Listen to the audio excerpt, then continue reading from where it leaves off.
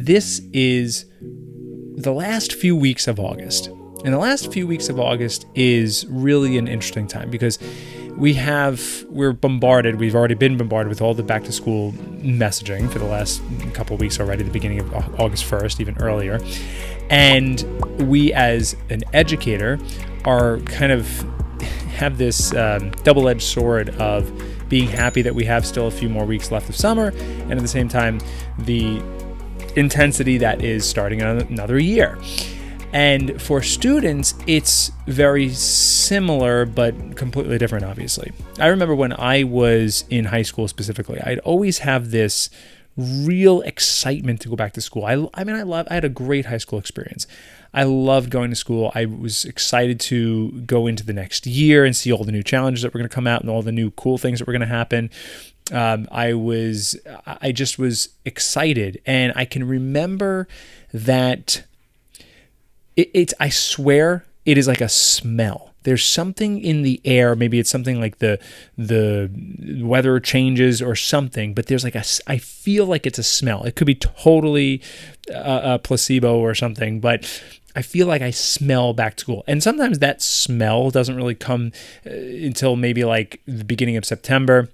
And I know some of you might have already been actually back at school while listening to this, but up here in New York, it's pretty much after Labor Day. And not only is it a smell, but there's like different sounds at night. There's like way more what is it? Cicadas and the other ones, the crickets and all that stuff. And it's like such a good, awesome feeling, right?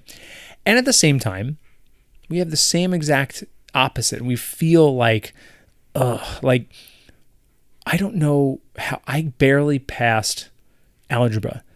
How am I going to pass trig, let alone calculus? Just dreading the intensity of the confusion, looking at a textbook and having no idea and just totally not ready to do the whole school thing. So I totally get it.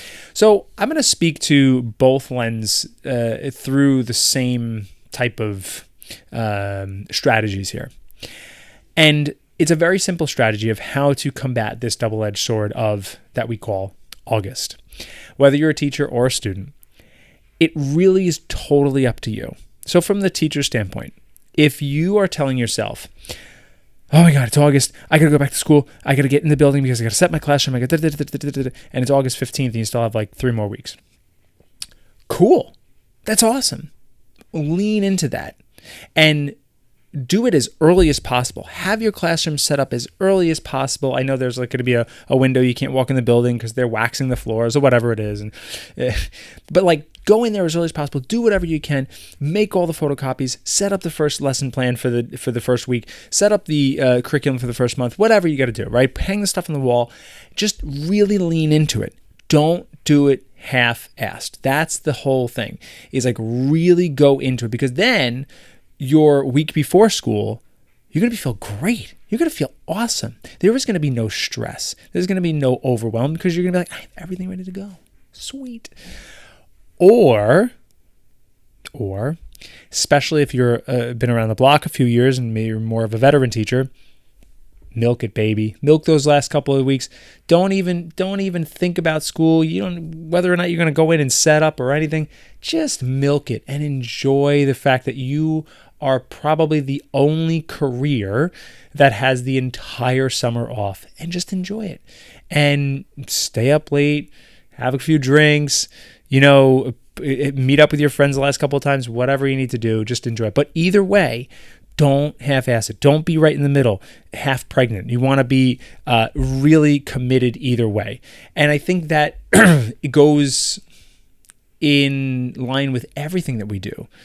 Don't half-ass things. Like really commit to whatever you want to do. You want to commit to losing 10 pounds? Then just do it. Just don't ask yourself whether it's going to happen or not. Just make it happen. Are you going to commit to learning guitar this year and learning your 3 songs that you told yourself, but you never even unpacked it out of the case?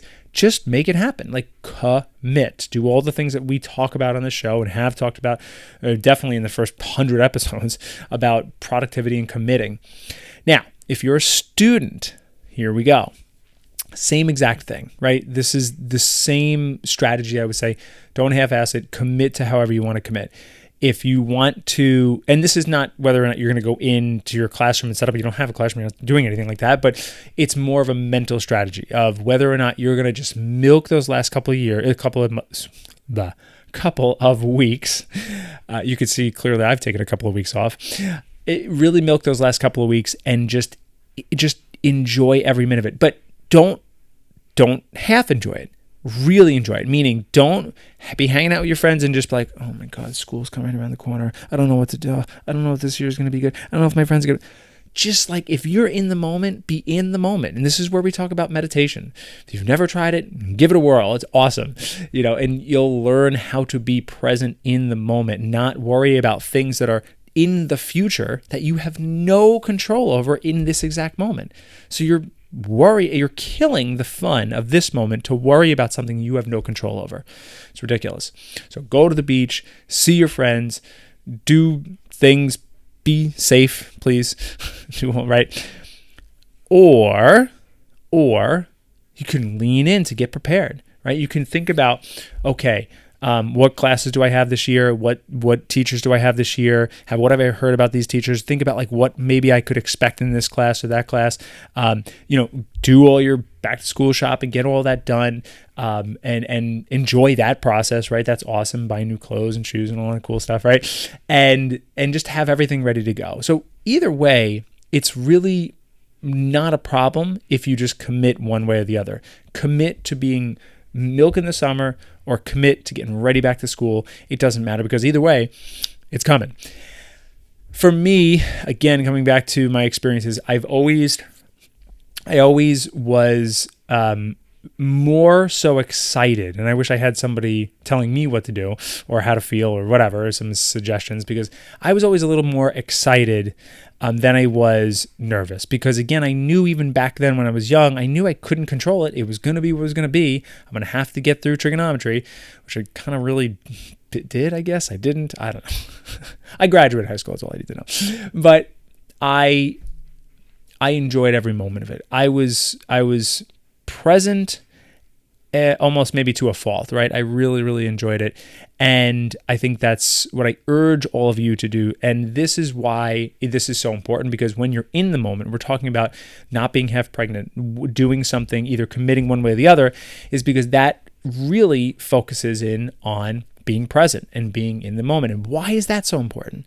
Well, that's one of the biggest factors of mental health, because if you're thinking about overwhelm and anxiety and stress, and if you're in those states, for lack of a better word, usually when we unpack that, overwhelm, stress, and anxiety has nothing to do with a lion chasing at you. It's very rare that we find lions chasing at us, trying to eat us. That's what the prehistoric part of our brain is telling us, is that there's a lion or something that is attacking us, and our life is on the line. When we're stressed about trigonometry, it's a fabricated stress. We have the choice of whether or not we will be stressed about a piece of paper, a test that determines what? A number that determines a whole bunch of numbers. Like when you really break it down, it's nothing. So when you're thinking about, why am I stressed? Why am I feeling this way? I'm overthinking about going back to school, whether my best friend is still going to be there, if they're going to like me after what happened this summer, blah, blah, blah. Don't worry about it, because you're going to be present. And when that time comes 3 weeks away from now, you'll deal with it then. Maybe then you could be stressed. Sure, there's always a place for stress. But choose.